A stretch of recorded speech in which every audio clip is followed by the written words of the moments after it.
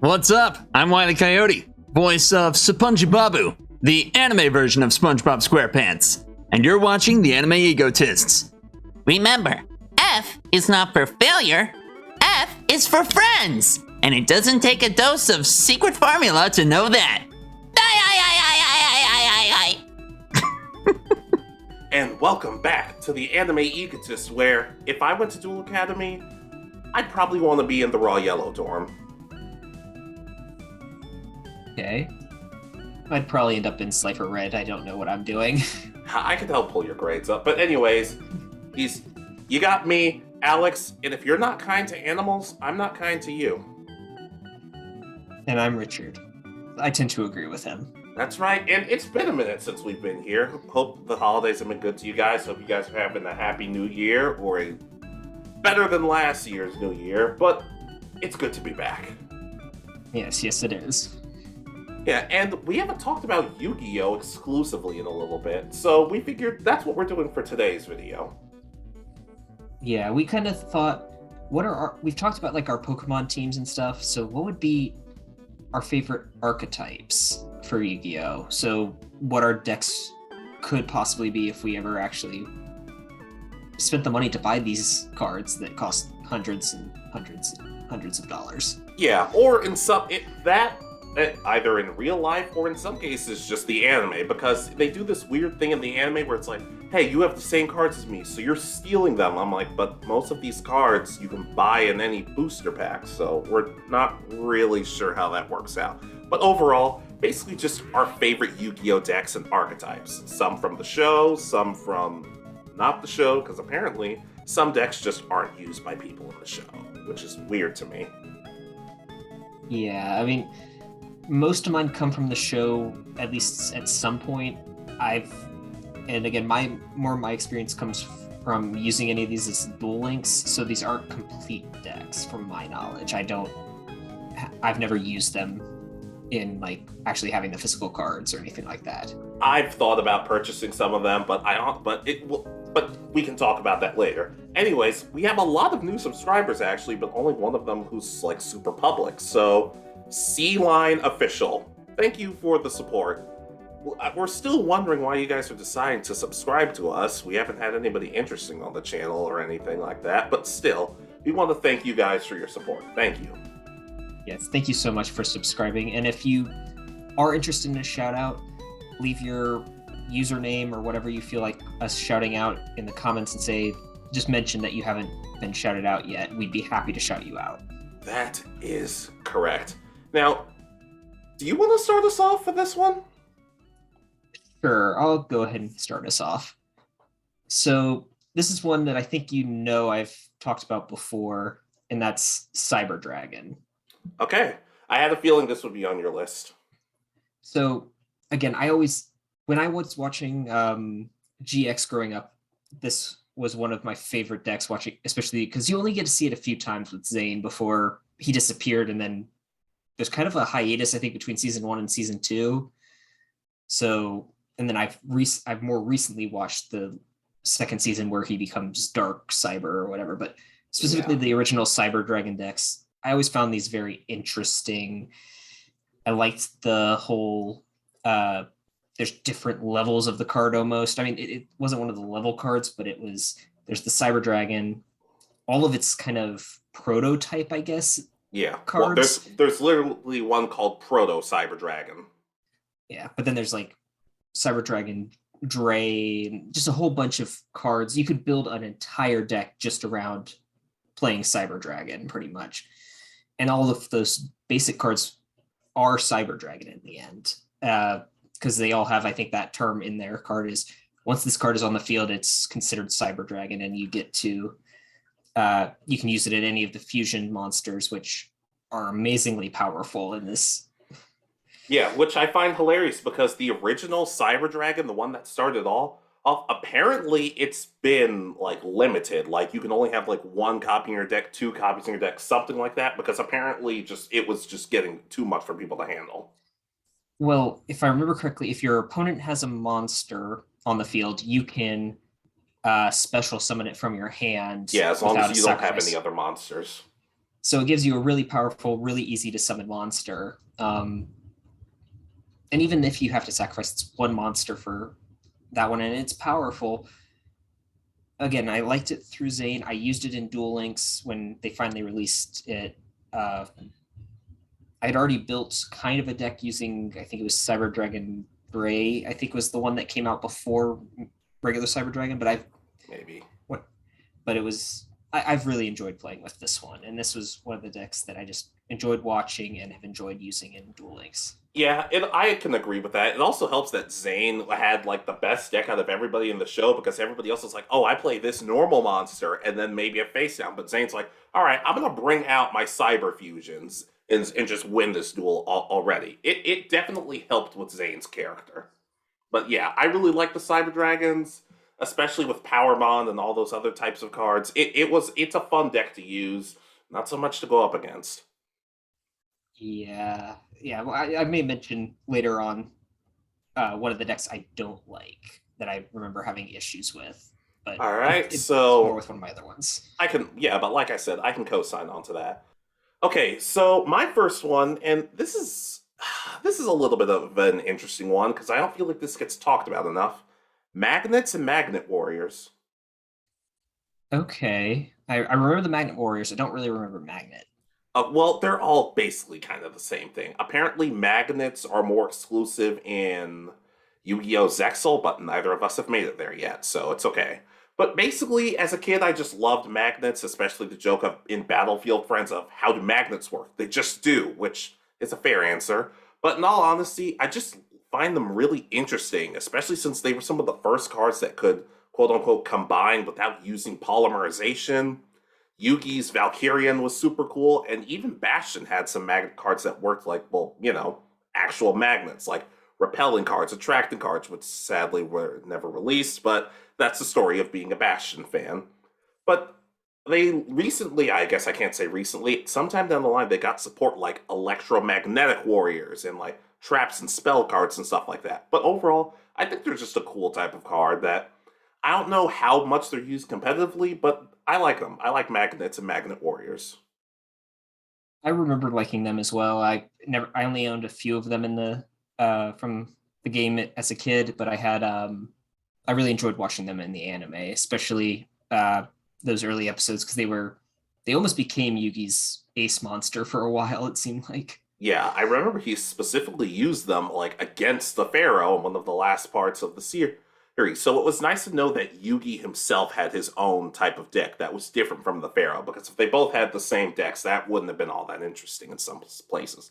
But overall, Magnets and Magnet Warriors, I'd like to think that more could get released over time, but I'm not holding my breath because they have to release like 20 other types of cards for the same 3 archetypes. But let's move on. All right. So my next one, it's kind of an obvious one, but it's Dark Magician. You did your Yugi one. I'm going to do my Yugi one. This was my favorite as a kid. This was the very first card I owned of Yu-Gi-Oh. I remember going out and getting the deck. We went to Target, I got the deck. We went next door to my mom's nail salon, and I sat in their little waiting area looking through the cards.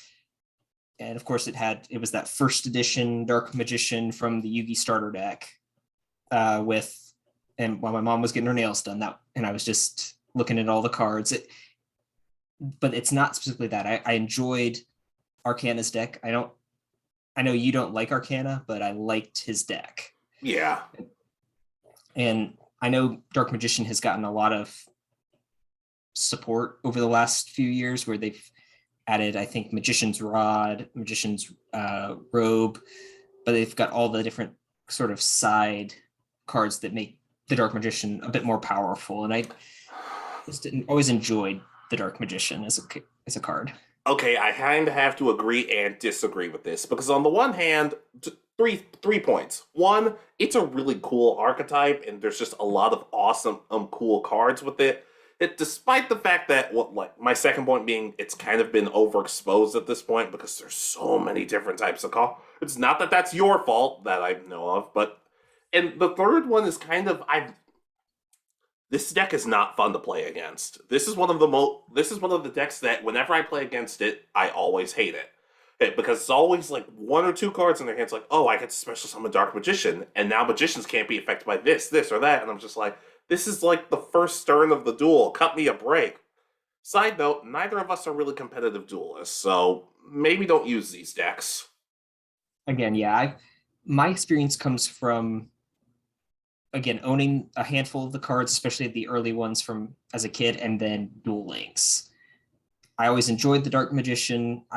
That was one of the first decks I built in Duel Links, and I've redid it every so often, adding the cards that came out over the time there. But I mean, the Magician's Sarcophagus, I think, is one of them, where you can resurrect the Dark Magician. The Magician's Cloak. I mean, there's just a whole bunch of cards that have come out for this, and I just didn't remember enjoying it. Yeah, and of course, everyone's favorite, the Dark Magician Girl. I remember when it came out still. That was the Arcana duel, I think, that was the big reveal. Yeah, and then they were like, hey, Taya, you know your favorite card, the Dark Magician Girl? She's like, oh, yeah. And then the abridged used to like, I've never seen this card before. I'm like, yeah, why is that her specialty? But anyways, I guess also another side thing is my favorite was always the Magician of Black Chaos. I don't know. For some reason, to me, he always was my favorite compared to all the others. But yeah, I can side with that. As long as I just don't have to duel against the Dark Magician deck, I can live. All right. So your second one? My second one. Oh, that's right. Okay. So this is a little bit of a weird one. The VWXYZ monsters. Okay. Actually, this was one of my honorable mentions. But, damn it. But it was an add-on. I added it later, so I still have 2 extra honorable mentions. Basically, it's the Power Rangers fan in me. The Power Rangers fan in me just loves the idea of robots combining into other giant robots and then combining into more giant robots. Kaiba used these pretty effectively in the anime, but I feel like Chaz used them better just because he added more on top of it. And sure, it's a hassle to get all of them on the field together, but just the fact that they can that the smaller ones can combine and use their effects, it's a cool way of using it. Not to mention just the fact that they pretty much just go all in with it's a giant Megazord.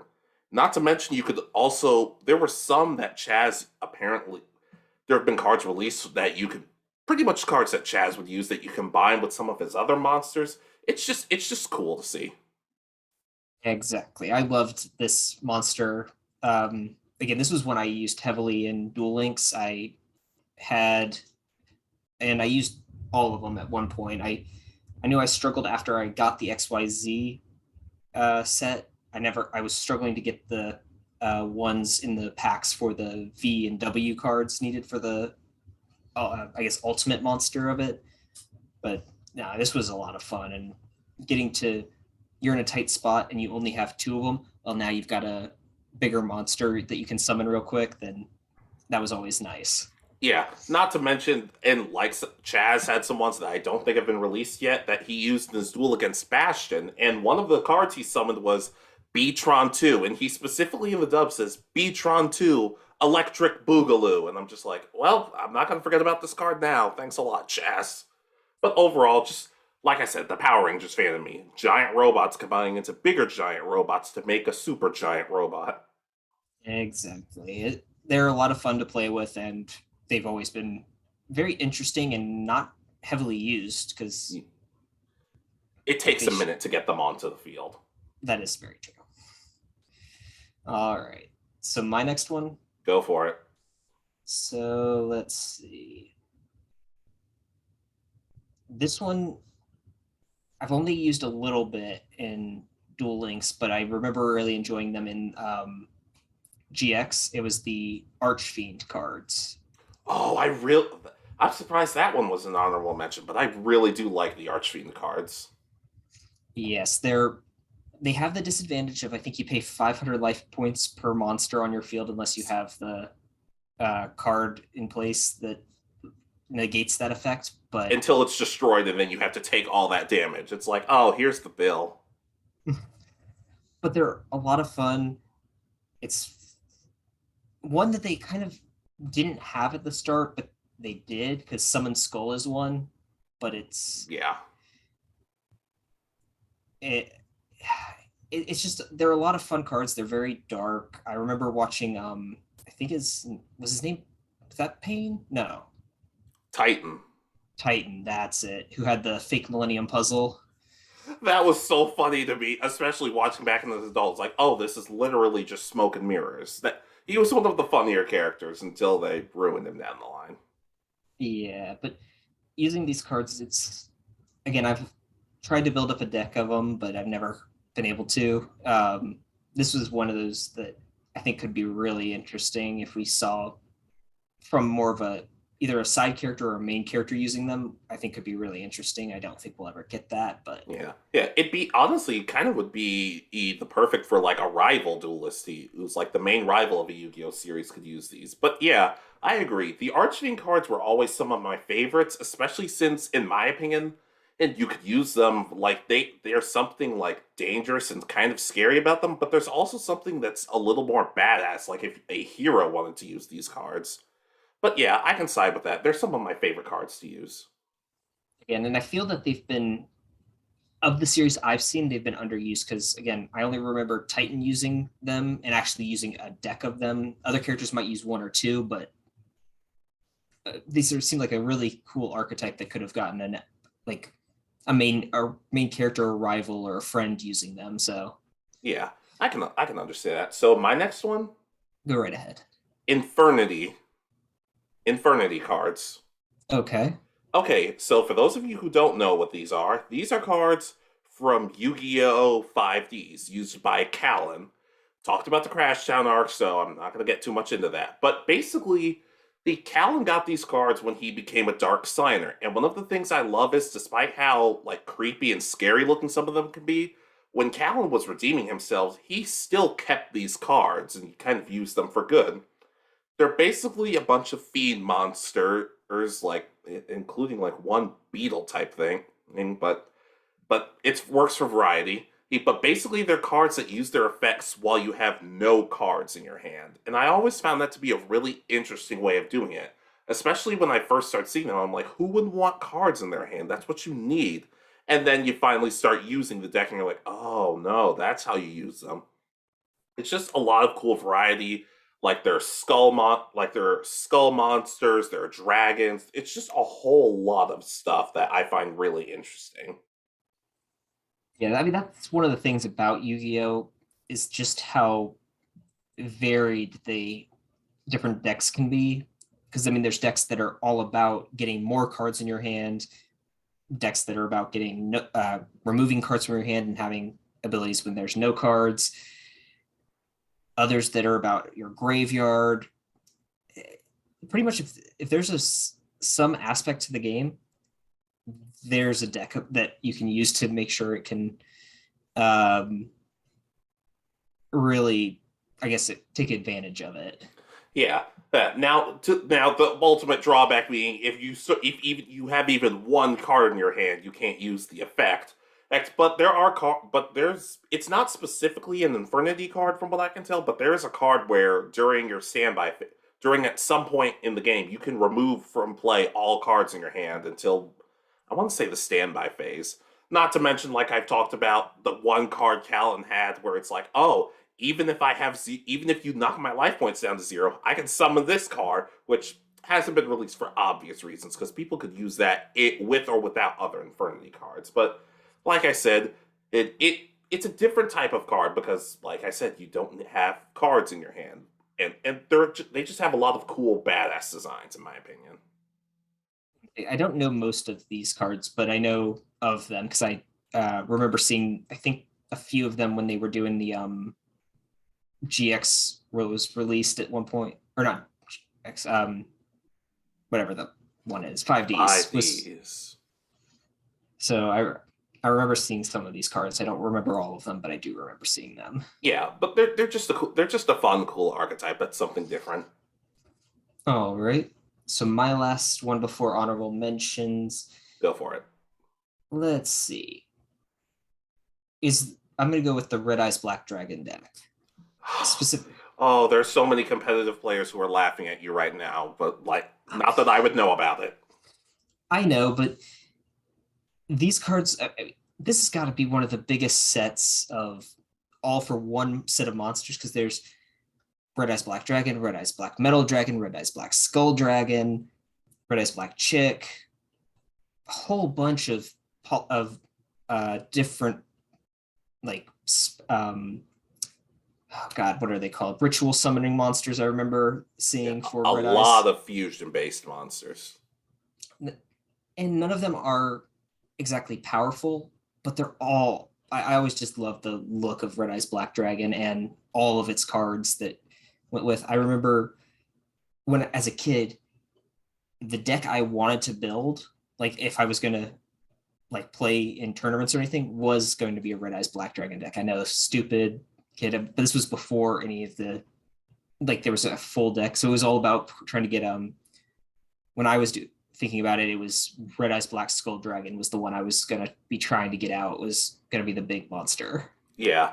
I always like these cards too, especially since they did elaborate on them in the anime. Despite Joey not having that many cards for it Night Shroud or Atticus in GX had a bunch of Red Eyes themed cards, and it was shown that even after he was freed from control, he still used a Red Eyes deck for the most part. It's just too bad we never got to see them that often.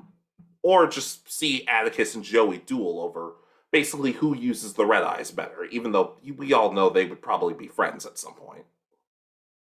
They'd probably go off and just talk about how amazing the Red Eyes Black Dragon is, and that would be it. They wouldn't even like duel each other. They'd just be like, "So, how do you summon him?" It's just like, oh, you play this spell card and all this other stuff. And he's like, Joey, how do you do it? He's just like, I just roll a dice and see if I can summon it at some point. And he's like, okay. But like I said, the Red Eyes Black Dragon, and I've always have thought it was super cool with all its archetypes and everything. And like we said, it doesn't get as much support as some of the other most popular stuff, but that's kind of the problem, in my opinion, that the same stuff kind of just keeps getting, well, more stuff. But like I said, the Red Eyes Black Dragon, the archetype, it's a lot of fun.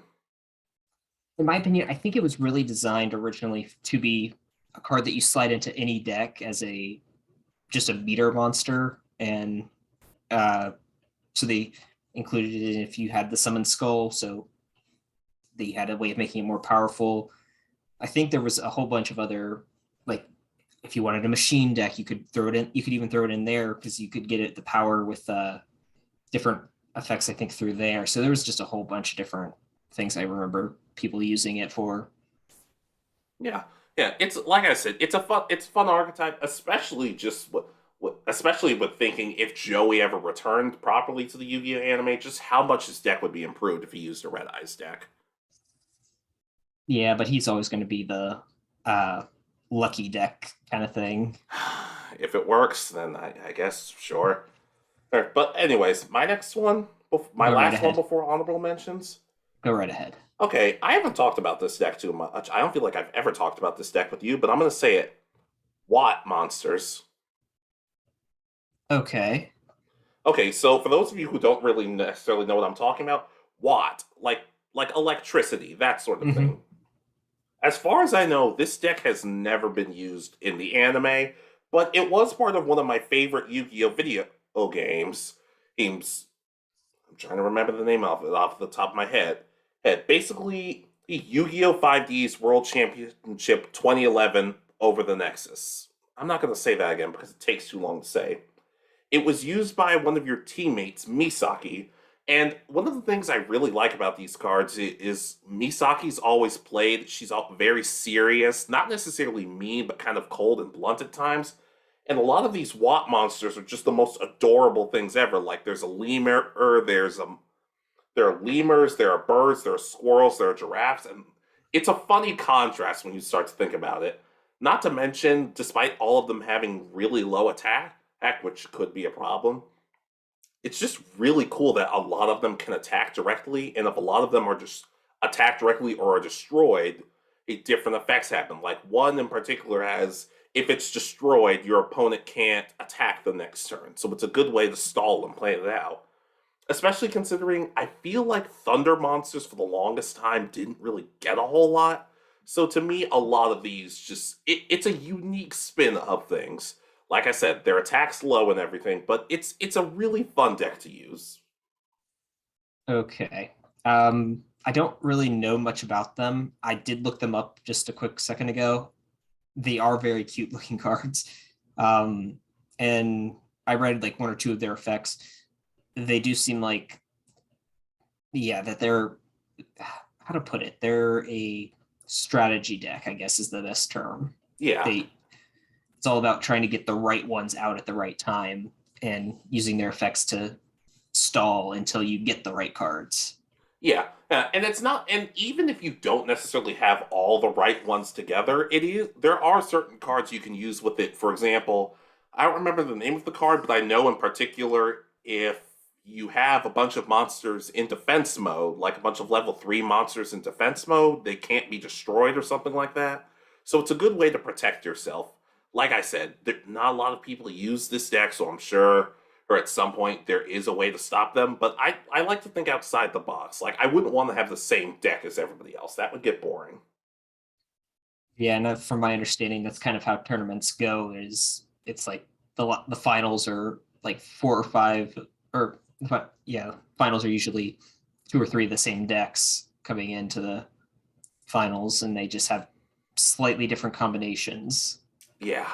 Yeah, and everybody tries to win in like 2 or 3 turns. I'm like, and that's kind of my problem because when people try to win in 2 or 3 turns and then I find a way to stop them, then the duel is easy from that point. I'm like, no, don't make this easy. Let's drag this out. Let's make this fun. I mean, the card game is tedious enough, but don't make it go too fast. But like I said, Watt monsters from somebody as serious and cold as Misaki, but they're some of the most adorable monsters out there. I don't know. I find that they're fun to use, especially since the very first time I dueled her and I never knew what these cards were, she almost whooped me. Okay, yeah, and as I said, they look kind of interesting and they are cute looking cards. But I don't know enough about them to talk more about them than Yeah. that. Yeah, I gotta duel you with that sometime. But anyways, honorable mentions time? Yep. So of course, one of my honorable mentions I found out I ended up with 3 in the end. Was the XYZ cards, so Yeah. we'll skip that one. So this one, I don't know if it's an actual archetype. I used it as one in Duel Links, and that was the 5-headed dragon. It's specifically the big 5 monster, Oh, okay. Yeah, I know what you're talking about. where you have to sacrifice 5 dragon monsters to summon one that pretty much can't be destroyed by any of the major element. Yeah, I think the only one that can be destroyed by is light or Mhm. divine, and divine monsters are hard enough to summon as is. Those are like god cards and other types of stuff. Yeah, so again, I don't think this is an actual archetype, but I built a deck in Duel Links around summoning this. I had different forms of polymerization, different draw cards, and my entire deck was pretty much dragon monsters. So it was just all about getting a polymerization and 5 dragon monsters in my hand and getting this monster out as fast as possible was pretty much my deck at one point. Good. I feel like I will hate dueling against this deck one day. Maybe we'll duel on the channel at some point. But we're not going to use like tournament rules or anything like that. Because unpopular opinion, I like summoning monsters in face-up defense mode. The anime conditioned me to it so much that I like doing it. Piss off. Some cards that I don't think. I mean, if we had enough time to prepare, we would be able to use like we would use the ban list and all that. But I don't. I grew up with Monster Reborn. I know that it's banned down to 1 usually or something like that you're allowed to use, but I don't know the strategy to use it so that it so overpowered that I can't or that I destroy you. Exactly, because we would just be using it and we'd just be like, huh, what are you talking about? Like it's like stop playing dumb. I'm like, we're not, we're actually dumb. But 5-headed dragon, 5 god dragon. I feel like it was called 5 god dragon at some point, but they changed the name or something like that. I can understand that. It's not necessarily an archetype, but like you said, but it's an honorable mention, so it's okay. Yeah. So your first honorable mention? Oh, my first honorable mention. Okay. Dino Wrestlers. I've never heard of this one. Here's the thing. I don't know who uses these cards. I don't know what series they're in. I don't even know their primary effects. But they're dinosaurs and they're professional wrestlers. That's perfect. Yeah, That's really all I have. It sounds like a character that you would see in probably like GX in like the Major League, where like Zayn would come out and then a wrestling ring would come up, and this guy would have those cards. Pretty much, yeah. But I feel like apparently, from what I've heard, a lot of their monsters have to do with link summoning, and I don't know how to link summon. I just learned how to pendulum summon, and even then, it's a little fuzzy. But like I said, Dino Wrestlers, dinosaurs and wrestlers. That's like everything a 10-year-old boy would love. Yeah, no, it sounds like perfect for archetype. Well, and you're more advanced than me, and when it comes to how to summon, I know how to up to synchro summon. I feel like Xyz summoning what they use in Zexal is very easy to teach. And as for Link summoning and anything potentially after that, I can't help you. But even the most hardcore Yu-Gi-Oh fans are like, yeah, it's not that great. But those are all of your honorable mentions, so I just can finish mine out. No, I have one more. Oh, sorry. Go ahead. All Dino right. Wrestlers. So this one I've talked with you before, and you know I liked it. And we're kind of annoyed by it, if I remember correctly. Okay. And that's Jinzo. Not as much as I used to be, in all honesty. I liked the Jinzo card, and then as I learned that there were other cards attached to it, I mean, there's like Jinzo number 7. I know there's 2 different monsters that at least in Duel Links, I don't know if they ever actually got printed, that were more advanced versions of Jinzo, where you had to like sacrifice him a specific way, or if you lost him in battle, you could summon this version, and it had the same effect, slightly stronger, and an extra ability. I don't remember what the abilities are. Something like that. But I built a few decks around pretty much trying to summon Jinzo. I don't think they ever had all the cards really needed to make Jinzo completely work in Duel Links, at least when I was playing it regularly. So I never got a great deck out of it, but I just enjoyed playing these cards. Yeah, I also remember in the anime, they had to nerf those abilities, because it wasn't just in the anime. It wasn't just, oh, you can't use trap cards. It destroys all of your trap cards. I'm like, that is not fair. But now it's just, oh, well, you can't activate trap cards. As annoying as it is to duel against Jinzo sometimes, I can't tell you how many times I've summoned Jinzo and my opponent's just like, well, this isn't going to work. But apparently nowadays they have monsters with effects that can be activated from the hand that basically act like trap cards, so I don't really know how that works. Like I said, these aren't necessarily competitive decks, but I don't really care. But yeah. Jinzo's cool, and Esperoba was cool for having it, and then Joey had it. And Joey never used it. But here's the thing, it worked with Joey's deck compared to all the others. Like Insect Queen, you don't have any other insect monsters, and Legendary Fisherman, well, you don't have the field spell that helps water monsters. So it was one of the few cards that Joey won that actually was of use to him. But again, he never, because he never had all the side cards, like the, what was it, EMP helmet or whatever it was. Or... Yeah, or as they called in Yu-Gi-Oh! GX Abridged, his fancy party hat. Exactly. Yeah, but I like Jinzo. I think my hatred of Jinzo has gone that a little bit until you put him on the field, and then I'm going to be pissed. Yeah, I remember I built some decks that it's like, well, I don't need any of these trap cards anymore. Free up some space. Oh.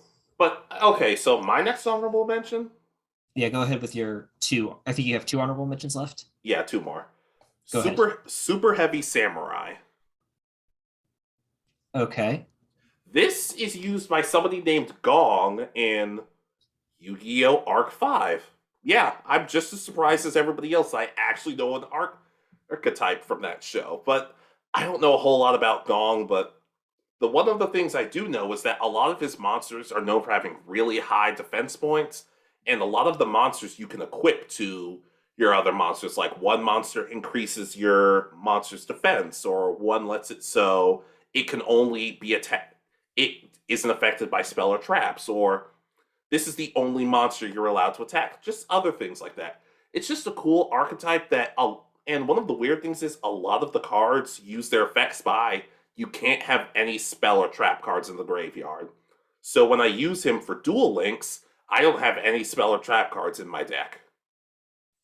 Okay, it sounds kind of like the Crystal Beast cards. Yeah, something along those lines. Not to mention, a lot of those cards can attack while they're in defense mode.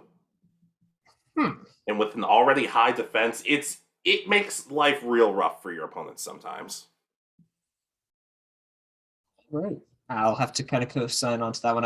I haven't played Duel Links much. I logged in for the first time actually doing research for this video. Yeah, I'd say Duel Links is looking up. They finally stopped doing 700 UBell events, so I finally started to forgive them a bit. And my last honorable mention? Go right ahead. This is a bit of a cop-out answer, but like I said, it's an honorable mention, so it's okay. Anime exclusive decks. Okay.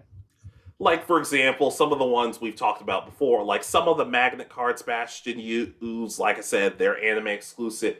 If a handful of just ridiculous decks, such as the tennis deck or the game show deck, as stupid as those decks are, they would seem kind of fun to play against, especially just the idea of, oh, you lost the duel, but you won a free car. I can live with that. But just, also another one of my favorites was probably, like I've talked about before, Blair's Mystic deck that she used in Season 2 of GX, with dragons and supposedly knights, but we never got to see them. It was a big step up from her Maiden in Love deck, and also a big step up from the token deck she used, because that was just terrible. That was so just lame. But a lot of the anime 8 decks that just exclusively from, like I said, from the anime, just had a lot of cool things. And I'd like to think that they'd all get released at some point, especially with one of the ones that we're always talking about, Valen's deck. Yay. Yeah, no, but with the armor cards that just let you beat people up. Oh, God. No, but I can understand that. There's some... That would be... I'd almost wish that they had created 2 separate kind of versions of the card game. One is the competitive one, which is the one that is kind of currently exists in the real world, and then do one that's anime exclusive. They add in all those extra cards. Yes, especially with Chumley's dad, because in the Japanese version he had sake-based cards like alcohol and all this other stuff. But in the English version, it's hot sauce themed cards. Which I'm gonna be honest, I'd rather have hot sauce themed cards if I'm being completely honest. Forget sake. I need tigers that drink hot sauce from the bottle. Yeah, no, this would be. It would be interesting. I'm just thinking like they I know they made the cards at one point, the 3 dragon card legendary dragon cards. Yes, I love those cards. But specifically Joey's, where he can make the just the most random things. It's like whatever you feel like fusing together, you can fuse together. Well, these two cards don't go together, but I'm a main character, so it doesn't really matter. His was the Thing of Critias or something like that? He had Hermos. Hermos, okay. Like, Yugi had cards to combine with Dark Magician and Dark Magician Girl. Kaiba could combine his with trap cards, and Joey could combine his with other monsters to create spell cards. Yeah, because I remember the hammer that he used at one point. Yeah, and he's just looking, what do I do with this? And I'm like, I don't know, but hey, if it works, it works. And then, of course, as you said, the armor cards, he created the Red Eyes Black Armor. That was so cool. I still stand by that's one of the dumbest duels ever, but it's at the same time awesome. Joey and Valen really carried Season 4 because there wasn't much to go off of. It's like most filler arcs, they didn't have the best options, I don't think. Yeah, for all the crap I give Yu-Gi-Oh! GX, especially Season 2 because of all the filler during the Society of Light arc, you get some awesome anime exclusive deck. Like, there's a curry deck, and I'm like, look, if it makes actual curry for us all to eat, I'm game. Let's do this. Exactly. Anyways, those are all of my honorable mentions. You want to do your last one? All right. So this one, I think at one point was an actual competitive deck. And then I know it's been used by someone in the anime. I don't know who, but I used it in Duel Links and have actually using the app you showed me a while back. I've made this deck, and that's the Noble Knights deck. Okay, I was not at all expecting that. Okay, I want to hear about this one because I don't know too much about it. So it's kind of based off of Arthurian legend. There's different knights that are, and they're pretty strong cards when used in conjunction with their. They've got special spell cards specifically for them that target like different swords, different magical abilities. I know there's like sacred noble knights or something, or that are based on something to do with a French kind of Arthurian legend kind of thing. I never used them. My big, as I said, was Duel Links. I used them there. I actually built a really nice deck, I thought, but this was right when for Hires came out in Duel Links, and it was the most awful time of trying to play anything else, I think. Okay, I'm gonna be honest. I don't know if we'll ever do a least favorite archetypes video. Maybe we will, maybe we won't. But that's gonna be probably my number one. I hate those monsters so much. Not even because of anything bad they do, but because everybody and their mom was using that when it came out in Duel Links. I hated it. I was 100% with you because, and one of the one of the like just NPC characters that you're supposed to be able to battle real quick and win win extra points and cards and all that. Yeah. Used it, and it's like you've made this one almost impossible because they always ended up with like in 2 turns they had the cards out that pretty much, okay, you can't attack now, and we can pretty much attack you directly, or whatever it was that the cards could do. It was so annoying, but I built this deck, and I think I made it through during the Kaiba Cup in one of the years.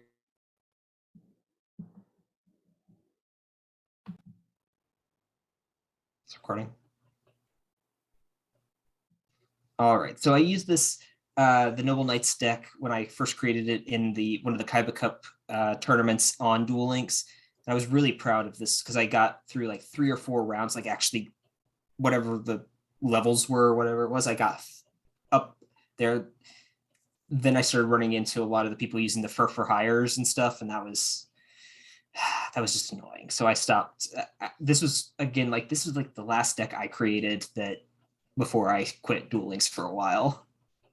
Yeah, I like the apparently I have heard of these. The Noble Knights are used by Sherry in Yu-Gi-Oh! 5Ds. Okay. But yeah, like I said, I don't know a whole lot about this because I feel like Sherry has not dueled that much based on where I'm at in the anime, or just in the anime at all.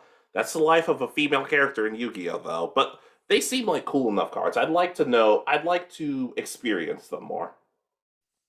And as I said, I think they were used competitively when they first came out, because they were one of the synchro summon monsters, I think. But after that, I wasn't a big fan at the time, and so I don't think they're used anymore and I don't think they've gotten support in a couple of years now. Yeah. But like I said, I do enjoy them. Just don't know a whole lot about them. But I did like Sherry a lot. Well, that's good. All right, so my last one. Go right ahead. Gladiator Beasts. Okay. Have you heard of Gladiator Beasts, perchance? I remember them. I remember them coming out in Duel Links, and I think they're in GX, if I remember correctly. Oddly enough, they are also in Arc. Well, technically, you're right about that. They're in Arc 5, but here's the thing. Oddly enough, they were released in the third Yu-Gi-Oh! Tag Force game. Okay. It's weird because I guess this was at the point where they actually decided, we're going to actually add interesting cards and not just all the same ones we normally have to video games, but whatever. They're basically based on Rome, on gladiators and coliseums and all this other stuff, of course. A lot of them have the effect of once they after they battle, they can return back to the deck, and you can summon another one, and then they can activate their effects. Like one can destroy spell and trap cards, one is unaffected by spell cards, and certain ones you can fuse together, but not by sending them to the graveyard. You can send them back to your deck, and you can fuse them together. And once their fusion monsters attack, you can send them back. It's just a whole mess of things that, in some cases, feels like a little bit of a troll move, but at the same time, though, stop me. If you have a problem with it, stop it. Which is a toxic thing to say in gaming, but I've been through enough. I've had to duel people with for hire decks. This is my time to be toxic.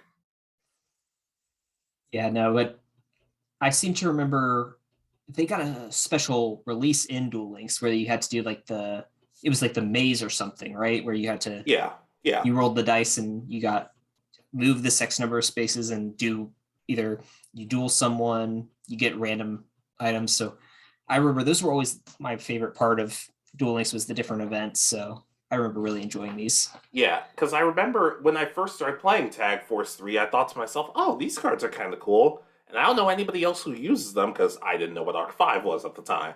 I mean, I don't even think they were used that prominently then, but I'm like, you know what? I'm going to start using all these cards, and for like 20 or 30 something duels, I didn't lose. It was like, I felt so powerful with this, and I did end up losing at some point, but they get more support down the line. It's just a cool set of cards to have, and I think they're used by villains in Arc 5, and they basically treat their monsters like slaves, but I would like to think that if I had these cards and I was in the anime, I would be like Jesse and with his crystal beast. Like they would be more akin to family. Okay. And again, I think I remember them in an episode of GX where they were like a villain of the week's cards or something, it's possible, but I wouldn't know. Weird. They released those cards, but not hot sauce cards. Yeah, well, some of the cards in there don't translate very well. Well, the hot sauce ones translate better than the alcohol ones because there's literally a card called Flipping the Table. So maybe don't include the alcohol and stuff like that. But overall, Gladiator Beasts, they're some of the coolest monsters, admittedly with the drawback of all you have to do is stop them from being special summoned. But at the same time, though, they're just a cool set of cards that honestly might actually be my legitimate favorite archetype. Okay. Yeah, I don't have much more to say about them. I think we've had a lot of interesting different decks on this list. Yeah. And sorry, I thought we froze again. No. We did not. We did not. Do not speak that evil into the universe. But overall, well, what do you guys think? What are some of your favorite archetypes or deck types or just monsters in general? Oh, favorite effects, favorite characters with their decks, just anything. Just let us know in the comments. And just remember, we all hate for hire. Absolutely. And there's other archetypes we hate, whether we do a video or not. Well, that's something to talk about later. We don't know yet.